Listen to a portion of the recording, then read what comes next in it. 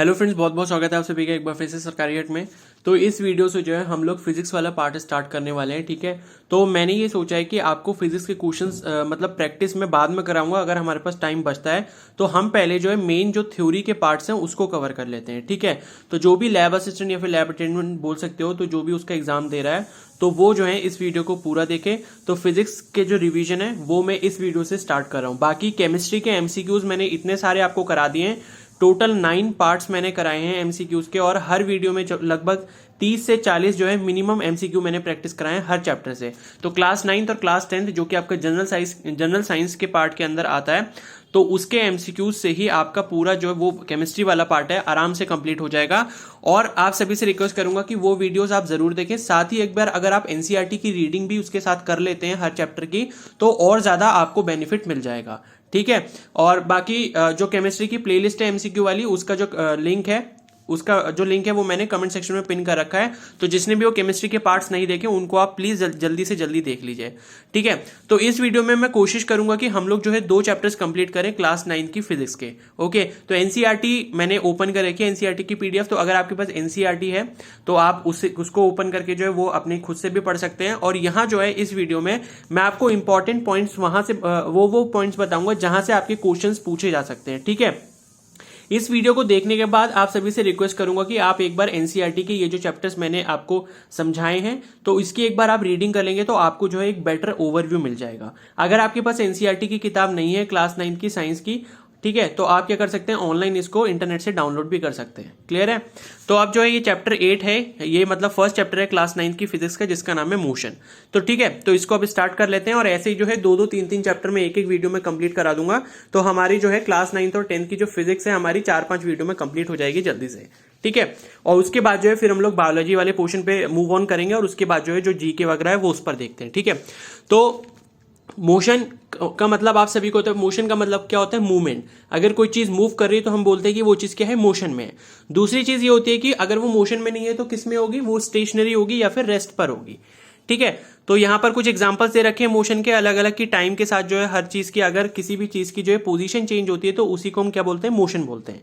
ठीक है, तो यहां पर देखो डिस्क्राइबिंग मोशन यहां पर लिखा हुआ है, we describe the location of an object specifying reference point. तो हमेशा जो है जब भी हम क्या बोलते हैं मोशन के बारे में डिस्कशन करते हैं तो हमेशा वो एक रिलेटिव चीज होती है। ठीक है, जैसे मान लो अगर आप चल रहे हो अर्थ पे, अगर आप चल रहे हो तो आपको लगता है कि आप मूव कर रहे हो। ठीक है, अब सपोज एक एग्जांपल लेते हैं कि अगर आप एक ट्रेन में हो, ट्रेन के अंदर आपके साथ वाले जो पैसेंजर्स हैं, जब आप उनको देखोगे तो लगेगा कि वो सब लोग बैठे हुए हैं, बिल्कुल रेस्ट पे हैं, कोई मोशन नहीं कर रहा है। ठीक है, कोई भी मूवमेंट नहीं कर रहा। लेकिन अगर एक बंदा बाहर खड़ा होगा जो आपको ट्रेन से देख रहा, जो ट्रेन को देख रहा है, और ट्रेन में आप बैठे हो और आपके साथ वाले पैसेंजर्स बैठे हैं, तो उस बंदे को लगेगा कि आप सब लोग उसके अकॉर्डिंग मूव कर रहे हो। तो इसी को हम बोलते हैं कि मोशन जो है वो रिलेटिव होता है। तो जो उसको देख रहा है उसी को पता है कि मोशन है या नहीं है। ठीक है, तो ये चीज सिर्फ क्या होती है, एक रिलेटिव फिनोमिना होती है। तो इस चीज को भी आप ध्यान रखना। फिर नेक्स्ट है motion along a straight line. तो स्ट्रेट लाइन के अलोंग मोशन का मतलब ये होता है कि आप स्ट्रेट लाइन पर एक मोशन कर रहे हो, मतलब कि आपका जो है सिर्फ एक ही कोऑर्डिनेट चेंज हो रहा है। ठीक है, जैसे मान लो यहां पर लिखा है कि the object starts a journey from O which is treated at its as its reference point, let A B and C represent the position of the object. तो ये देखो एक लाइन जैसी इन्होंने बना रखी है, ओ इसका ओरिजिन है, कोई व्हीकल था उसने स्टार्ट करा तो वो पहले ए पर गया, फिर वापस बी पर आया, फिर सी पर आया। ठीक है, तो इस तरीके से वो चल रहा था। अब यहां पर देखो एक चीज यहां पर लिखी है, the total length path covered by the object is O A plus O C. ठीक है, तो ओ ए प्लस ए सी का मतलब यह है कि वो ओ से ए तक गया, फिर ए से जो है सी वापस आया, तो 95 किलोमीटर का उसने डिस्टेंस कवर करा। ठीक है, ये चीज यहां पर ये बताना चाह रहा है। लेकिन अब देखो यहां पर एक डेफिनेशन आती है, डिस्टेंस और डिस्प्लेसमेंट के बीच में अंतर क्या होता है। ठीक है, जैसे कोई भी बॉडी अपनी पोजीशन चेंज करती है या फिर मोशन करती है, तो ए से जब वो बी जाएगी तो 2 केसेस हो सकते हैं, या तो वो आपसे पूछ सकता है कि डिस्टेंस कितना हुआ, या फिर वो पूछ सकता है कि डिस्प्लेसमेंट कितना हुआ। अब आप यही वाली लाइन देखो, इसी लाइन से मैं आपको अच्छे से समझा देता हूं। मान लो कोई कार है, वो पॉइंट ओ से स्टार्ट हुई, फिर ए पर गई सीधे। ठीक है, तो कितना डिस्टेंस कवर कर लिया उसने, 60 किलोमीटर कर लिया। उसके बाद ए से क्या हुआ, वो बी पर आई। ठीक है, समझ आ गया? ठीक है, समझ आया? ओ से क्या हुआ, ए पर गई, ए से क्या हुआ, बी पर आई। अब मैं अगर आपसे पूछूं कि टोटल डिस्टेंस गाड़ी ने कितना ट्रेवल करा है, तो आप बोलोगे कि ओ से ए गई मतलब 60 किलोमीटर और ए से फिर बी वापस आई, यानी कि 60 प्लस 35 35, ठीक है। तो टोटल कितना डिस्टेंस कवर कर लिया उसने, 95। तो इस लेंथ को, जो भी आपकी टोटल लेंथ होती है पाथ की, जो आपने मोशन के दौरान क्या करी है, कवर की है, उसी को हम डिस्टेंस बोलते हैं, ठीक है। डिस्प्लेसमेंट क्या होता है, डिस्प्लेसमेंट होता है आपका length between the initial and the final point, ठीक है। आपने ओ से स्टार्ट करा, आप ए पर गए, ए पे जाने के बाद क्या हुआ, आप बी पर वापस आए, ठीक है। तो आपकी इनिशियल पॉइंट क्या हुई, ओ हुई, और फाइनल पॉइंट क्या हो गया, बी हो गया, ए नहीं होगा, ठीक है। क्योंकि जर्नी खत्म होने वाला जो पॉइंट होता है वही हमारा क्या होता है, फाइनल पॉइंट होता है। तो ओ से बी के बीच में देख सकते हो आप कितनी लेंथ है, 35 किलोमीटर की है। तो मैं इस केस में बोलूंगा कि इसका डिस्प्लेसमेंट कितना हुआ है, 35 किलोमीटर हुआ है, लेकिन इसने डिस्टेंस कितना कवर करा है, 95 किलोमीटर कवर करा है। क्लियर हो गई इतनी बात, ठीक है। आई होप अच्छे से आपको समझ आ गया होगा कि डिस्टेंस मतलब होता है टोटल जितना पाथ कवर किया गया है, और डिस्प्लेसमेंट का मतलब होता है कि इनिशियल और फाइनल पॉइंट जो है जर्नी का, उसके बीच की लेंथ का जो मेजरमेंट है उसको हम क्या बोलते हैं, डिस्प्लेसमेंट बोलते हैं, ठीक है। एक चीज और बता दूं कि डिस्टेंस एक स्केलर क्वांटिटी होती है, डिस्प्लेसमेंट एक वेक्टर क्वांटिटी होती है। स्केलर क्वांटिटी उन्हें कहते हैं जिसमें सिर्फ क्या होता है, आपका मैग्नीट्यूड होता है, और वेक्टर क्वांटिटी क्या होती है, जिसमें मैग्नीट्यूड और डायरेक्शन होता है, ठीक है। तो अगर मैं यहां पर डिस्प्लेसमेंट की बात करूं तो मैं कुछ ऐसा बोल सकता हूं कि वो नॉर्थ साइड में जो है 60 किलोमीटर गया, उसके बाद साउथ साइड में जो है वो फिर वापस क्या हुआ, 35 किलोमीटर आया, जितना भी आया, ठीक है, मतलब बी तक वापस आया, ठीक है। तो हमें उसमें क्या होता है, डिस्प्लेसमेंट के केस में डायरेक्शन को स्पेसिफाई करना पड़ता है। क्यों, क्योंकि डायरेक्शन एक क्या है, वेक्टर क्वांटिटी है। क्लियर हो गया। तो यहां पर डिस्प्लेसमेंट, डिस्टेंस और डिस्प्लेसमेंट के बारे में दे रखा है, आपको खुद से एक बार जरूर रीड करना चाहिए, तभी आपको और ज्यादा क्लियर होगा। फिर बात करते हैं यूनिफॉर्म मोशन और नॉन यूनिफॉर्म मोशन की, ठीक है। तो देखो, अगर इक्वल इंटरवल ऑफ टाइम में इक्वल डिस्टेंस कवर हो रहा है तो उसे हम बोलते हैं यूनिफॉर्म मोशन, और अगर इक्वल इंटरवल ऑफ टाइम में अनइक्वल डिस्टेंस कवर हो रहा है तो उसे हम बोलते हैं नॉन यूनिफॉर्म मोशन, ठीक है। अब देखो, जैसे मान लो यहां पर लिखा हुआ है कि consider an object moving along a straight line, let it travel 5 metre in the first second, 5 metre more in the next second, 5 metre in the third second, 5 metre in the fourth second, ठीक है। तो यहां पर देख सकते हो पहले second में 5 मीटर कवर कर रहा है, दूसरे में भी, तीसरे में भी, चौथे में भी। तो इसका मतलब क्या हो गया कि इक्वल डिस्टेंस ट्रेवल हो रहा है हर सेकंड में, यानी कि इक्वल इंटरवल ऑफ टाइम में। तो ये क्या हो गया, आपका यूनिफॉर्म मोशन हो गया। दूसरा केस यहां पर देखते हैं, ठीक है। चलो पहले यूनिफॉर्म मोशन के बारे में बात कर लेते हैं। नॉन यूनिफॉर्म के बारे में मैंने आपको बता दिया, ये यहां पर लिखा होगा, ठीक है। तो यहां पर देखो, ये टेबल 8.1 जो आपको दिख रही है, ठीक है, ये देखो, ये जो टेबल 8.1 आपको दिख रही है, तो इसमें दो मतलब बॉडीज हैं, एक ए है और एक बी है, ठीक है। तो अब ए वाली देखो, ये जो टाइम है, इसका जो टाइम इंटरवल है वो इक्वल है, पहले 9:30 बजे, फिर 9:45 है, फिर 10 बजे। तो हर 15 मिनट का गैप दे रखा है। तो पहले 15 मिनट में 10 मीटर जो है डिस्टेंस ट्रेवल करा ए ने, फिर नेक्स्ट में भी 10 उसने करा है क्योंकि टोटल 20 हो गया उसका, ठीक है। फिर नेक्स्ट में भी 10 करा है उसने क्योंकि टोटल अब 30 हो गया। अब बी वाले का देखोगे तो पहले मतलब पहले जो टाइम है 9:30 बजे तक, उसने कितना करा, 12, और उसके बाद नेक्स्ट 15 मिनट्स में कितना करा उसने, 7 किलोमीटर, क्योंकि 19 में से 12 जब माइनस करोगे तो 7 आएगा। उसके बाद फिर अगले 15 मिनट में करा कितना करा, 23 में से जब 19 माइनस करोगे तो 4 मीटर, ठीक है। तो यहां पर क्या हो रहा है, टाइम इंटरवल जो है वो आपका इक्वल है, लेकिन डिस्टेंस जो उसमें ट्रेवल किया जा रहा है वो अलग अलग है। तो उसी को हम क्या बोलते हैं, नॉन यूनिफॉर्म मोशन, ठीक है। तो ये मैंने आपको बता दिया। फिर measuring the rate of motion है, तो मोशन को हम किस तरीके से मीजर करते हैं वो देख लेते हैं, ठीक है।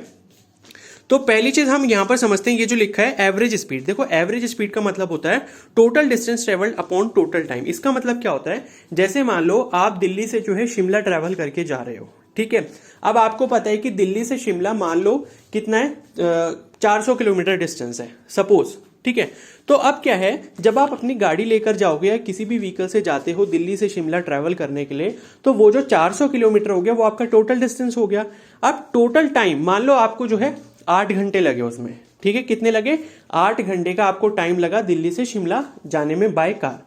टोटल डिस्टेंस कितना था, 400 किलोमीटर था। तो इसको जब मैं डिवाइड करूंगा टोटल डिस्टेंस को, यानी कि 400 को टोटल टाइम से, यानी कि 8 घंटे से, तो मुझे जो स्पीड मिल जाएगी वो कितनी मिलेगी, 50 किलोमीटर पर आवर। इसी को हम बोलते हैं एवरेज स्पीड। इसको एवरेज स्पीड क्यों बोलते हैं, क्यों, क्योंकि देखो क्या होगा, जब आप गाड़ी अपनी स्टार्ट करोगे, अपने घर से निकलोगे, तो सपोज कॉलोनी है, कॉलोनी में सपोज क्या है, सुबह सुबह आप निकल रहे हो, ठीक है, तो थोड़ा अंधेरा टाइप का है, तो क्या है, आपको थोड़ा सा कम दिख रहा है तो आपकी गाड़ी की स्पीड स्लो है, फिर आप बाहर निकले, थोड़ा दिन निकलने लग गया, फिर आप हाईवे पे आ गए, हाईवे पे आपकी स्पीड और तेज हो गई। फिर क्या हुआ, बीच में कहीं पर कोई रैली वगैरह निकल रही थी, वहां पर क्या हुआ, भीड़ भाड़ थी, तो आपकी स्पीड क्या हो गई, स्लो हो गई। ठीक है, वहां से रैली के बाद निकलने के बाद आपकी स्पीड फिर से फास्ट हो गई। तो अब आप यहां पर देख सकते हो जो आपकी स्पीड है वो बार बार चेंज होती है गाड़ी में। आप क्या होता है, ब्रेक लगाते हो बीच में, फिर एक्सेलरेटर दबाते हो ताकि आपकी गाड़ी की स्पीड बढ़ जाए। ठीक है, तो ये क्या जो चेंज होता है आपका स्पीड में बार बार बार बार, तो इसीलिए हम लोग क्या कर लेते हैं, एवरेज स्पीड कैलकुलेट करते हैं। तो एवरेज स्पीड का मतलब होता है, जैसे इसमें क्या आई 50 किलोमीटर पर आवर आई है, तो इसका मतलब ये है कि हमने एवरेज मतलब औसतन, ठीक है, औसतन जो है हमने क्या करा, 50 किलोमीटर प्रति घंटे की स्पीड से ट्रेवल करा, जिससे हम 400 किलोमीटर का डिस्टेंस 8 घंटे में ट्रेवल कर पाए। ठीक है, आई होप आपको क्लियर हो गया। ये फॉर्मूला याद रखना कि एवरेज स्पीड का फॉर्मूला क्या होता है, total distance upon total time. अब यहां पर देखो एक क्वेश्चन भी दे रखा है कि an object travel 16 metre in 4 second and then another 16 metre in 2 second, what is the average speed of the object. ठीक है, तो आप आसानी से निकाल सकते हो। टोटल डिस्टेंस कितना हो जाएगा, 16 + 16 यानी कि 32, और टोटल टाइम कितना हो जाएगा, 4 + 2 6 सेकंड। तो 32 को 6 से डिवाइड जब करोगे तो आंसर आ जाएगा आपका 5.33 मीटर पर सेकंड। ठीक है, यूनिट क्या होती है स्पीड की, मीटर पर सेकंड। डिस्टेंस की यूनिट क्या होती है, मीटर की। डिस्प्लेसमेंट की यूनिट क्या होती है, मीटर। ठीक है, टाइम की क्या होती है, सेकंड। ठीक है, स्पीड की यूनिट कैसे निकाल सकते हो, ऊपर के आपका डिस्टेंस है यानी कि मीटर में, और नीचे टाइम है यानी कि सेकंड में। ठीक है, फिर स्पीड विद डायरेक्शन। अब देखो डायरेक्शन का रोल फिर से आ गया। जैसे अभी हमने डिस्प्लेसमेंट के बारे में डिस्कशन करा था, तो उसके साथ एक डिस्टेंस क्वांटिटी भी थी। ठीक है, यहां पर जैसे एवरेज स्पीड एक क्वांटिटी है, स्पीड क्वांटिटी, वैसे ही डायरेक्शन वाली जो स्पीड होती है, ठीक है, जिसको हम डायरेक्शन के टर्म्स में मेजर करते हैं, तो वो क्या होती है, उसे हम बोलते हैं वेलोसिटी। ठीक है, तो स्पीड और वेलोसिटी में इतना ही डिफरेंस है कि स्पीड एक स्केलर क्वांटिटी है, वेलोसिटी एक वेक्टर क्वांटिटी है। स्पीड जो होती है total distance upon total time से निकाली जाती है, और जो वेलोसिटी है वो total displacement upon total time से निकाली जाती है। यूनिट दोनों की ही मीटर पर सेकेंड होती है। ठीक है, बाकी आप ये रीड कर लोगे, आपको अच्छे से समझ आ जाएगा। और एवरेज वेलोसिटी का एक और ये फॉर्मूला होता है, यहां पर दे रखा है, initial velocity plus final velocity upon 2। अगर मान लो आपसे बोला गया कि एक गाड़ी ने स्टार्ट करा क्या बोलते हैं 10 किलोमीटर पर आवर से, और मैक्सिमम जो उसकी स्पीड गई वो गई 50 किलोमीटर पर आवर, तो आपसे बोला जाए कि एवरेज स्पीड कितनी होगी, तो 10 + 50 कर दोगे अपॉन 2 कर दोगे, यानी कि 60/2 यानी कि 30 किलोमीटर पर आवर आपकी एवरेज स्पीड आ जाएगी। ठीक है, अब नेक्स्ट देखते हैं। यहां पर ये आपके पास क्वेश्चन ही दे रखा है। ठीक है, एवरेज वेलोसिटी का दे रखा है। और एक चीज मैं आपको बता दूं, अगर आपको किलोमीटर पर आवर को जो है मीटर पर सेकंड में चेंज करना होता है, तो आप 5/18 से उसको मल्टीप्लाई कर सकते हैं। जैसे आप ये वाला क्वेश्चन देखो, the odometer of a car reads 2000 kilometre at the start of a trip. ठीक है, ओडोमीटर क्या होता है, जो आपका डिस्टेंस मेजर करता है at the start of a trip and 2400 kilometre at the end of the trip. तो आपको समझ आ गया होगा, जब आपने गाड़ी स्टार्ट करी, मान लो दिल्ली से स्टार्ट करी, तो 2000 किलोमीटर उसमें रीडिंग दिखा रहा था, जब आप शिमला पहुंच गए तो 2400 किलोमीटर दिखाने लग गया। तो टोटल डिस्टेंस यहाँ पर कितना ट्रैवल हो गया, 400 किलोमीटर हो गया।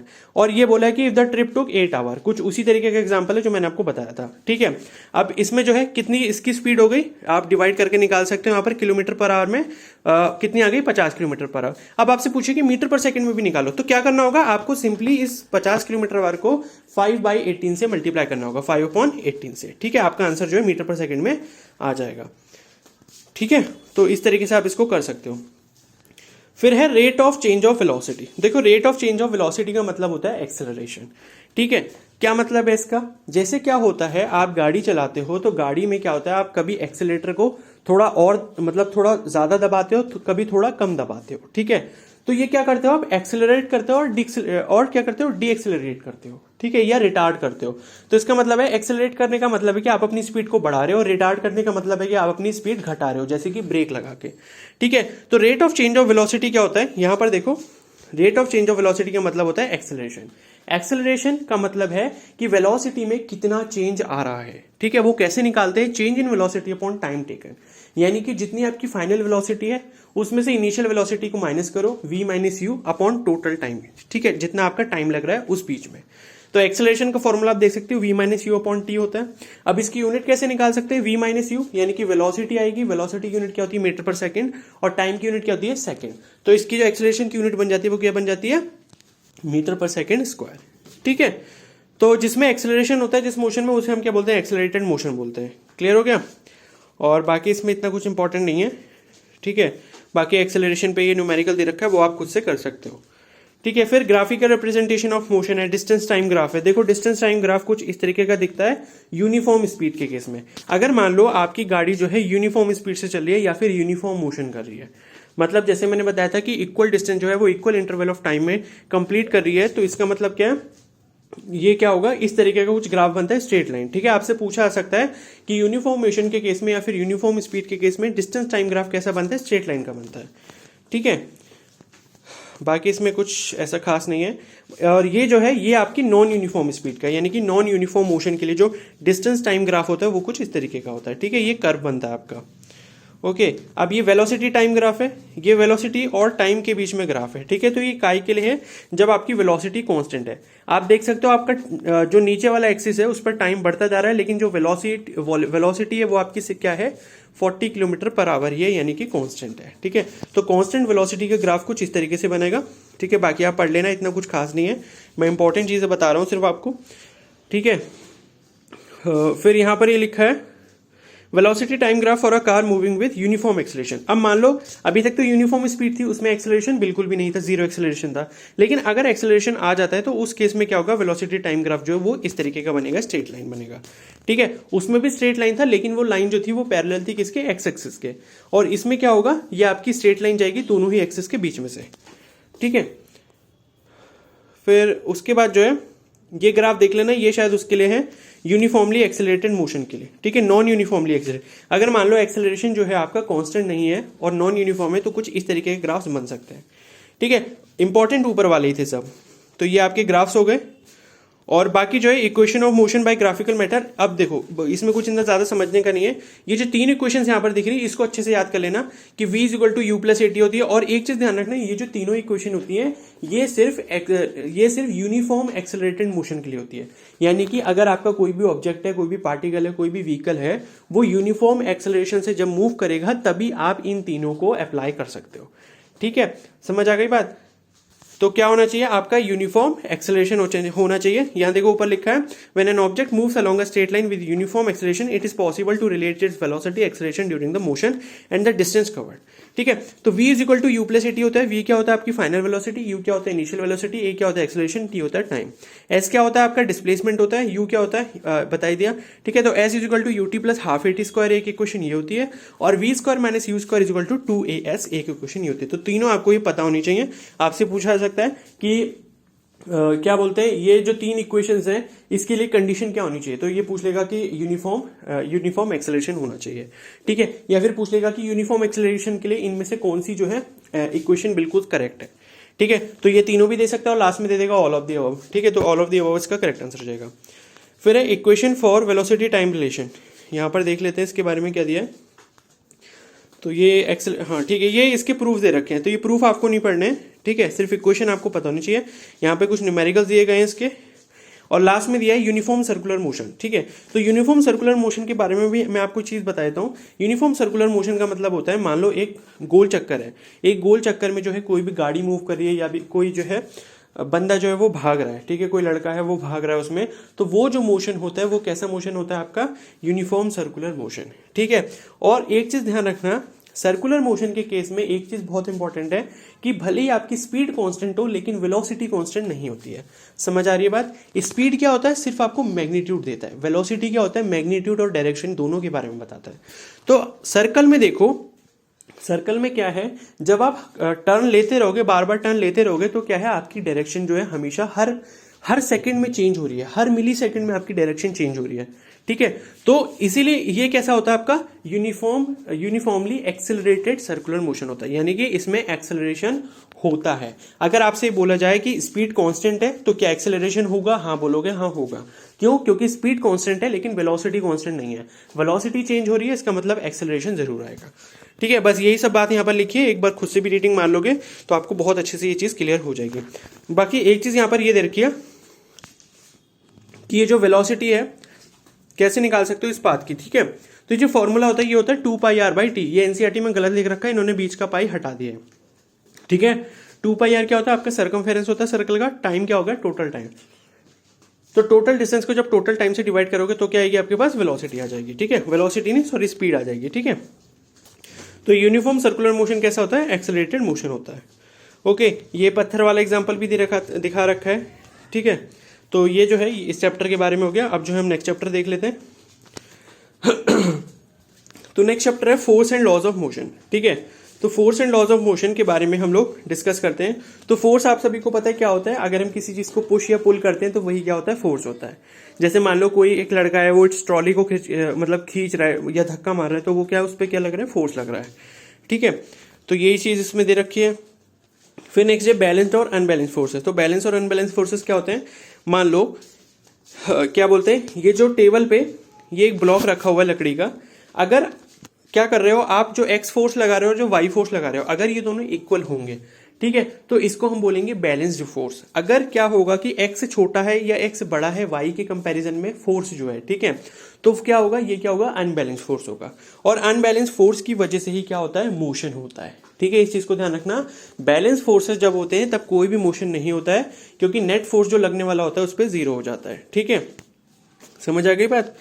तो ये चीज आप समझ सकते हो। और यहाँ पर कुछ फ्रिक्शन के बारे में इन्होंने बताया था कि एक बड़ा सा ब्लॉक है, इस पे अगर आप धक्का मार रहे हो तो ये नहीं खिसक रहा है, फिर और धक्का मार रहे हो तब भी नहीं खिसक रहा है, लेकिन एक टाइम पे आने के बाद जो है ये खिसक जाएगा। तो कैसे खिसकेगा, क्योंकि ये ब्लॉक जो है नीचे सरफेस जो है इसका इसके साथ कॉन्टेक्ट में, तो कॉन्टेक्ट में आने की वजह से क्या है, यहाँ पर फ्रिक्शन है। तो फ्रिक्शन जब आप ओवरकम कर लोगे, यानी कि आप क्या कर रहे हो, फोर्स जितना लगा रहे हो वो आपकी फ्रिक्शन फोर्स से जैसे ही ज्यादा होगा तभी ये बॉक्स मूव करना स्टार्ट करेगा, ठीक है। यहाँ पर ये चीज दी है। बाकी फर्स्ट लॉ ऑफ मोशन है, ठीक है। तो फर्स्ट लॉ ऑफ मोशन मैं आपको बता देता हूँ सिंपल लैंग्वेज में क्या होता है, कि फर्स्ट लॉ ऑफ मोशन ये बोलता है कि अगर कोई ऑब्जेक्ट रेस्ट में है तो वो एज ऑलवेज रेस्ट में ही रहेगा, ठीक है। और दूसरी चीज ये है कि अगर कोई ऑब्जेक्ट मोशन में है तो वो मोशन में ही रहेगा, until and unless an external force is applied. मतलब जब तक आप बाहर से उस पर कोई फोर्स नहीं लगाते हो तब तक जो किसी भी ऑब्जेक्ट की पोजीशन है वो एज इट इज ही रहेगी, ठीक है। समझ आ गई बात। मान लो, लेकिन ये नेचर में एग्जिस्ट नहीं करता है, इस चीज को ध्यान रखना, ये आइडियल केस है। नेचर में एग्जिस्ट क्यों नहीं करता, क्योंकि नेचर में जो है फ्रिक्शन प्रेजेंट है, ठीक है। तो अगर मान लो क्या है कि आप किसी बॉल को जो है किसी सरफेस पर फेंकते हो, जैसे मान लो रोड पर आपने एक बॉल को फेंका, तो फर्स्ट लॉ के अकॉर्डिंग जो है वो बॉल जो है हमेशा चलती रहेगी, क्योंकि आपने उसको एक बार स्पीड दे दी तो वो हमेशा चलती रहेगी, वो कभी नहीं रुकेगी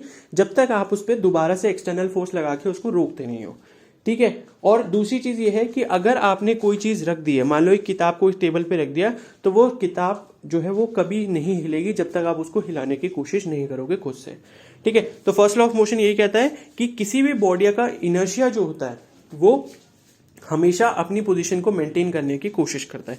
इनर्शिया का मतलब क्या होता है, मास, ठीक है। तो यही चीज लिखी हुई है इसमें, ठीक है। ये देखो, ये इसकी डेफिनेशन लिखी है। An object remains in a state of rest or of uniform motion in a straight line unless compelled to change that state by an applied force. In other words, all objects resist a change in their state of motion. In a qualitative way, the tendency of undisturbed objects to stay at rest or to keep moving with the same velocity is called inertia. तो इसी जो property होती है कि अपनी state को as it is रखना जब तक बाहर से उस पर कोई जो है फोर्स अप्लाई नहीं हो रहा, उसी प्रॉपर्टी को हम क्या बोलते हैं, इनर्शिया बोलते हैं, ठीक है। तो यही चीज इसमें दे रखी है। बाकी एक बार खुद से भी आपको रीड तो करना ही पड़ेगा, ओके। तो ये हमारा हो गया फर्स्ट लॉ ऑफ मोशन। उसके बाद जो है इनर्शिया एंड मास। तो इनर्शिया और मास जो है वो एक ही चीज होती है, जो मास होता है उसी की वजह से जो है इनर्शिया मेंटेन होता है, ठीक है। तो यही यहां पर बताया गया। फिर सेकेंड लॉ ऑफ मोशन के बारे में बात कर लेते हैं। तो सेकेंड लॉ ऑफ मोशन क्या कहता है, यहां पर आप देख सकते हो, ठीक है। ये लिखा है, देखो, mathematical formulation of second law of motion. तो सेकंड लॉ ऑफ मोशन ये बोलता है कि मान लो अगर कोई भी आप एक्सटर्नल फोर्स अप्लाई कर रहे हो किसी भी बॉडी के ऊपर, जिससे क्या हो रहा है, उसके मोमेंटम में चेंज आ रहा है, ठीक है। क्या हो रहा है, मोमेंटम में चेंज आ रहा है। जैसे यहां पर देख सकते हो कि मतलब ये बोलना ये चाहता है सेकंड लॉ ऑफ मोशन कि अगर आप कोई भी एक्सटर्नल फोर्स किसी भी बॉडी पर अप्लाई करोगे, भले ही वो रेस्ट में हो या फिर मोशन में हो, तो उससे क्या होगा, उसके मोमेंटम में चेंज आएगा। क्लियर हो गई इतनी बात। अब यहां पर आप देख सकते हो कि suppose an object of mass m is moving along a straight line with an initial velocity u। तो कोई मास m का जो है ऑब्जेक्ट है वो u वेलोसिटी से मूव कर रहे हैं। It is uniformly accelerated to velocity v in time t by the application of a constant force f। आपने उस पर f फोर्स लगाया और उसकी t टाइम में जो है वेलोसिटी v हो गई, फाइनल वेलोसिटी। तो इनिशियल मोमेंटम और फाइनल मोमेंटम क्या हो जाएगा, इनिशियल मोमेंटम हमने ले लिया p1 mu, ठीक है। मोमेंटम क्या होता है, मास इंटू वेलोसिटी, ठीक है, तो P1 क्या हो गया, एम हो गया, और P2 क्या हो गया, एम हो गया। क्लियर हो गया इतनी बात। अब जो चेंज इन मोमेंटम होता है वो डायरेक्टली प्रोपोर्शनल होगा आपके किसके बराबर, उनके डिफरेंस के बराबर। ठीक है, तो जो चेंज इन मोमेंटम आ रहा है वो किसकी वजह से आएगा, P2 माइनस P1 की वजह से आएगा, यानी कि m v minus m u, तो एम को कॉमन लिया, वी माइनस यू आ गया। और रेट ऑफ चेंज जो होता है मोमेंटम का वो डायरेक्टली प्रोपोर्शनल होता है चेंज इन मोमेंटम के। ठीक है, तो rate of change of momentum क्या हो जाएगा, m into v minus u by t, क्योंकि रेट निकालने तो इसको क्या करना पड़ेगा, टाइम से डिवाइड करना पड़ेगा। तो अभी जो मैंने बताया कि फोर्स जो होता है वो आपका किसके बराबर होता है, rate of change of momentum. ठीक है, तो इस चीज को ध्यान रखना कि सेकंड लॉ ऑफ मोशन ये बोलता है कि कोई भी ऑब्जेक्ट है अगर उसका मोमेंटम चेंज हो रहा है तो वो मोमेंटम किसकी वजह से चेंज हो रहा होता है, उस पर जो लगने वाला फोर्स है। ठीक है, और वो मोमेंटम उतना ही चेंज होगा जितना आप फोर्स लगाओगे। क्लियर होगी इतनी बात। तो F is directly proportional to m into v minus u by t. अब v minus u by t क्या होता है, आपका एक्सेलरेशन होता है, अभी हम लोग पढ़ के आ रहे हैं। तो f is equal to m a जो है यहां से आ जाता है। ठीक है, के एम ए लिखा है लेकिन k की वैल्यू जो होती है वो 1 होती है। क्लियर होगी इतनी बात। तो f is equal to m a जो है ये सेकंड लॉ ऑफ मोशन का एक्सप्रेशन है, तो इस चीज को आप ध्यान रखना। और इसकी डेफिनेशन क्या होगी कि rate of change of momentum is directly proportional to the applied force. ठीक है, ये इसकी सिंपल सी डेफिनेशन है कि rate of change of momentum of a body is directly proportional to the force applied externally. ठीक है, अब फोर्स की यूनिट में बता दूं, फोर्स की यूनिट क्या होती है, न्यूटन होती है। ठीक है, और KG metre per second square भी होती है। ओके, फिर यहाँ पर भी वही सब दे रखा है। ये इम्पल्स के बारे में कुछ दिया है, आप पढ़ना चाहो तो उसको पढ़ सकते हो। ठीक है, और फिर उसके बाद यहाँ पर कुछ एग्जांपल्स हैं, इनको भी पढ़ लेना। फिर थर्ड लॉ ऑफ मोशन है। थर्ड लॉ ऑफ मोशन आप सभी लोग जानते हैं, काफी ईजी है कि every action has an equal and opposite reaction. ठीक है, मतलब आप किसी भी बॉडी के ऊपर अगर आप फोर्स लगा रहे हो तो क्या होगा, वो बॉडी आप पर भी उतना ही फोर्स लगाएगी लेकिन ऑपोजिट डायरेक्शन में। क्लियर होगी इतनी बात। ठीक है, जैसे मान लो ये एग्जांपल दे रखा है गन वाला, तो गन से जैसे ही आप ट्रिगर दबाते हो तो ट्रिगर से क्या होता है, बुलेट बाहर निकलती है। तो बुलेट जैसी बाहर निकलती है, लेकिन बुलेट बाहर निकलने से पहले जो है जो ट्रिगर से लिंक होता है आपका बटन जिससे वो बुलेट बाहर जाती है, तो उस पर उतना ही एक्सटर्नल फोर्स भी लगाती है।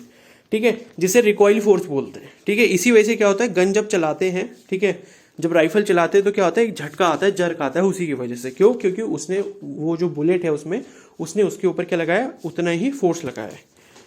ठीक है, और यहाँ पर कुछ एग्जांपल वगैरह दे रखे हैं। फिर कंजर्वेशन ऑफ मोमेंटम है। कंजर्वेशन ऑफ मोमेंटम बहुत इंपॉर्टेंट टॉपिक है, इसको एक बार जरूर देख लो। कंजर्वेशन ऑफ मोमेंटम का मतलब ये होता है कि अगर आपके पास मान लो दो बॉडीज हैं, M1 और M2। ठीक है, इस तरीके से कुछ दे रखे हैं, MA और MB, मतलब A और B बॉडी है जिसका मास MA है और जिसका दूसरी का मास क्या है, MB है। अब दोनों ही क्या है, कुछ इनिशियल वेलोसिटी UA और UB से चल रही हैं, लेकिन जब ये आपस में टकराएंगी तो इनकी वेलोसिटी जो होंगी वो चेंज हो जाएंगी, VA और VB हो जाएंगे। तो कंजर्वेशन ऑफ मोमेंटम ये कहता है कि कोलिजन से पहले जितना इनका मोमेंटम था उतना ही मोमेंटम इनका कोलिजन के बाद रहेगा। यहाँ पर देखो इसका एक्सप्रेशन दे रखा होगा ये वाला। ठीक है, MAUA plus MBUB is equal to MAVA plus MBVB। इसे ऐसे भी बोल सकते हो कि M1U1 plus M2U2 is equal to M1V1 plus M2V2। ठीक है, इसके बेस पर जो है आपसे क्वेश्चन पूछा जा सकता है। मैं आप सभी से रिक्वेस्ट करूंगा कि ये वाला जो क्वेश्चन है बुलेट वाला, ये वाला क्वेश्चन इस तरीके का पूछ लेते हैं। ठीक है, तो यहाँ पर देखो लिखा है कि a bullet of mass 20 gram is horizontally fired with a velocity 150 metre per second from a pistol of mass 2 kg। तो एक 2 kg की क्या है, पिस्टल है यानी कि गन है, उससे क्या है एक बुलेट को फायर किया गया जो 20 ग्राम की है। कितनी वेलोसिटी है, 150 मीटर पर सेकंड से। ठीक है, तो ये पूछा गया कि recoil velocity of the pistol कितनी होगी, यानी कि पिस्टल की जो वेलोसिटी है वापस जो झटका मारने वाली वो कितनी होगी। ठीक है, तो यहाँ पर इन्होंने मास दिया है बुलेट का, उसको हमको केजी में कन्वर्ट करना पड़ेगा। क्यों, क्योंकि केजी क्या हमारी SI यूनिट है, तो 0.02 kg हो जाएगा, और जो मास है पिस्टल का कितना हो जाएगा, 2 kg हो जाएगा। ठीक है, और initial velocity of pistol and bullet क्या है, 0 है, क्योंकि इनिशियली जब आपने मान लो उसको पोजीशन ले रखी है गन की, तो बुलेट भी रेस्ट पे है और आपकी गन भी रेस्ट पे है, तो इनिशियल वेलोसिटीज दोनों की क्या हो जाएगी, 0, यानी कि U1 U2 कितने हो गए, 0 हो गए। अब फाइनल वेलोसिटी आपको बुलेट की दे रखी कितनी है, 150 मीटर पर सेकंड। यहां पर प्लस साइन इसलिए दिया है क्योंकि आगे की पॉजिटिव डायरेक्शन को शो कर रहे हैं। ठीक है, ये समझ आ गया। अब यहां पर जो है हम लोग वो फॉर्मूला लगा देंगे, M1U1 प्लस M। ठीक है, तो total momentum of the pistol and the bullet before the fire, तो M1U1 प्लस M2U2 यहाँ पर कैलकुलेट कर रहे हैं। तो M1 और M2 को हमने कंबाइन कर लिया और 0 से मल्टीप्लाई कर दिया, क्योंकि वेलोसिटीज दोनों की सेम है, 0 मीटर पर सेकंड। तो इनिशियल मोमेंटम कितना आ गया, 0 kg मीटर पर सेकंड। ठीक है, फिर नेक्स्ट है हमको क्या निकालना है आफ्टर द, मतलब जब बुलेट को फायर कर दिया, यानी कि कोलिजन के बाद का जो मोमेंटम है, फाइनल मोमेंटम, तो वो कितना हो जाएगा m1v1 प्लस m2v2। तो m1v1 क्या है, m1 आपका मास है 0.02 kg बुलेट का, और उसकी वेलोसिटी कितनी 150 मीटर पर सेकंड, और m2 कितना है, यानी कि 2 kg आपका किसका पिस्टल का मास है, और हमको v जो है वो निकालना है, यानी कि फाइनल वेलोसिटी है कि रिकॉइल वेलोसिटी किसकी निकालनी है, पिस्टल की निकालनी है। तो इसको जब आप सॉल्व करोगे 3 + 2v इज इक्वल टू 0, तो initial momentum is equal to final momentum कर दोगे, ठीक है। तो 3 + 2v इज इक्वल टू 0 करोगे तो v जो आ जाएगा वो आएगा -1.5 मीटर पर सेकेंड, ठीक है। माइनस मतलब ये दिखाता है कि जिस डायरेक्शन में बुलेट फायर की जाएगी उसकी ऑपोजिट डायरेक्शन में जो है जर्क लगेगा गन को या पिस्टल को, ठीक है। उसकी ऑपोजिट डायरेक्शन में जो है पिस्टल मूव करेगी, ठीक है, 1.5 मीटर पर सेकेंड की स्पीड से। क्लियर हो गया। ये देखो यहाँ पर आप देख सकते हो, ये फिगर में भी दिखा रखा है, ठीक है। तो आफ्टर फायरिंग जो है वी जो है लेफ्ट साइड में आ जाएगा और बुलेट जो आगे को निकल जाएगी। क्लियर हो गया। दूसरा क्वेश्चन भी आप खुद से कर लेना ट्राई, जो भी दे रखा है। बाकी यहाँ पर मोमेंटम से रिलेटेड क्वेश्चन ही दे रखे हैं, ठीक है। तो यहाँ पर जो है हो गया। और बाकी कंजर्वेशन लॉस क्या होते हैं, कंजर्वेशन लॉस किस किस के होते हैं, मोमेंटम के होते हैं, एनर्जी के होते हैं, एंगुलर मोमेंटम के होते हैं, चार्ज के होते हैं, ये चीज ध्यान रखना। तो मोमेंटम का अभी हमने डिस्कस करा कि initial momentum is equal to final momentum होता है। एनर्जी का कंजर्वेशन लॉ क्या कहता है कि energy can neither be created not be destroyed, ठीक है। एंगुलर मोमेंटम का ये होता है कि एंगुलर मोमेंटम हमेशा कंजर्व रहता है, और चार्ज का भी यही होता है कि charge can neither be created not be destroyed, ठीक है। तो ये जो है चैप्टर हमने दोनों ही रिविजन कर लिए हैं इनके, ठीक है। तो मैंने आपको जो है काफ़ी अच्छा ओवरव्यू देने की कोशिश करी है। आई होप कि आपको जो है मेन पॉइंट्स अच्छे से समझ आ गए होंगे। अगर आप खाली मेरी वीडियोस भी देखते हो तब भी सफिशिएंट आपके लिए।